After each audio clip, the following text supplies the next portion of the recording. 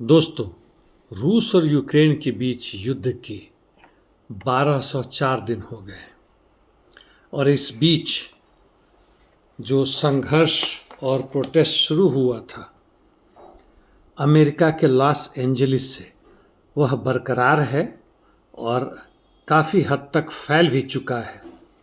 वहाँ के आईसीई यानी इमिग्रेशन एंड कस्टम एनफोर्समेंट के विरोध में, जो कि वहाँ के केंद्रीय सरकार का विभाग है। अभी वह न्यूयॉर्क सिटी, शिकागो, कोलोराडो यानी Denver, Seattle, Austin, Philadelphia, San Francisco आदि जगहों में फैल चुका है। केंद्रीय सरकार यानी फेडरल की तरफ से या ट्रंप सरकार की तरफ से शुक्रवार से ही यानी 6 जून से नेशनल गार्ड के 3 से 4 हजार जवान और नेवी के मरीन से 700 से अधिक जवान कैलिफोर्निया गवर्नर गैविन न्यूसम और वहाँ के लोकल मेयर के विरोध के बावजूद वहाँ पहुँचा चुके हैं, जिससे जनता और अधिक भड़क चुकी है। धरना प्रदर्शन के कारण यह भी है कि जनता वहाँ की, खासकर मजदूर वर्ग, बहुत ही असंतुष्ट है अपने जीवन से। बेरोजगारी, महंगाई, भयानक असमानता और पर्यावरण की स्थिति, और इस सब के बावजूद भी वह देखती है कि उसके चंद पूंजीपति वर्ग अभी भी बड़ी बेशर्मी से दुनिया भर में लूटने के लिए, वॉर इंडस्ट्रीज के द्वारा मुनाफा कमाने के लिए रूस यूक्रेन के बीच युद्ध, मिडिल ईस्ट में युद्ध, अमेरिका के दक्षिणी भाग में यानी दक्षिण अमेरिका और अफ्रीका में, और हर जगह कहें तो युद्धों का जाल बिछा रखा है। जहां नहीं है वहां भी अपनी मनमानी के हिसाब से वहां सरकार का तख्ता पलट करवाते हैं, और इसके विरुद्ध भी जनता अब खड़ी हो रही है। समझ आ रहा है कि दूसरे देशों को लूट कर यदि हमारा देश धनी बनता है, यदि हमारा जीडीपी बढ़ता है, तो इसका मतलब नहीं कि हमारे जीवन शैली में कोई भी इजाफा होता है। जी नहीं, बिल्कुल नहीं। बल्कि हमसे भी लूट के चंद पूंजीपति वर्ग 1 से 5% भी जो नहीं है, उनकी जीवन शैली क्या बढ़ेगी, लेकिन उनके धन में ज़बरदस्त इजाफा हो रहा है। यदि आज $10 बिलियन है तो कल 12 होगा, 1 ट्रिलियन है तो कल 2 ट्रिलियन होगा। इसके पहले कि यूक्रेन और रूस के युद्ध की स्थिति के बारे में बताऊं, मैं यह भी बता दूं कि गाजा स्ट्रिप में क्या हो रहा है। आईडीएफ बम्बार्डमेंट जारी है पूरे गाजा में, उत्तर, दक्षिणी और मध्य में। कल से आज तक में 70 पैलेस्टीनियन को मार दिया गया है।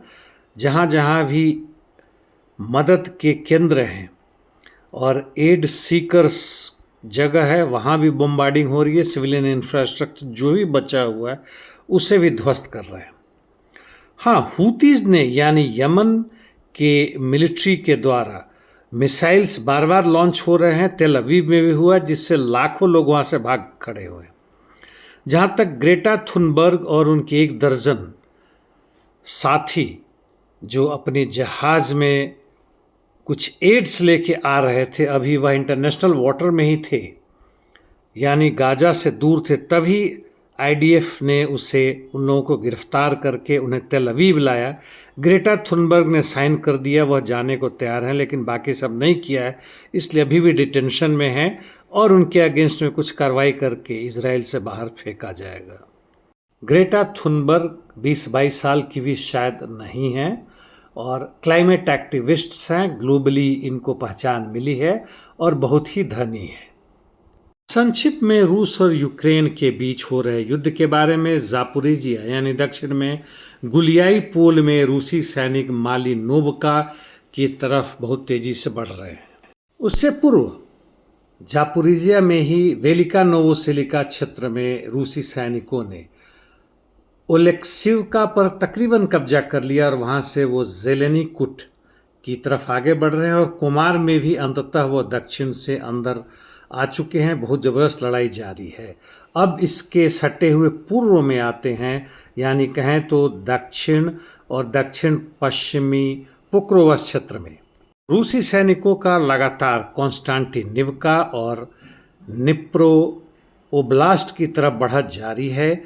इसी के दौरान उन्होंने शेवचेंको पर्शे के उत्तर में आगे बढ़े हैं और जहाँ तक निप्रो दोनेत्स्क बॉर्डर की बात है, वहाँ दक्षिण पश्चिम से बोहदानिवका की तरफ बढ़े हैं और वहाँ से नोवोमाइखाइलिवका में यूक्रेन के सैनिक वापस हट रहे हैं। पूर्वी पोक्रोवस्क में याब्लो नोवका और अलेक्जांद्रो कालिनोवो एरिया में भी वह आगे बढ़े हैं और कॉन्स्टेंटिनिवका की तरफ बढ़ रहे हैं। यही स्थिति टोरेस की है, वहाँ से भी कॉन्स्टेंटिनिवका की तरफ बढ़ने की कोशिश जारी है।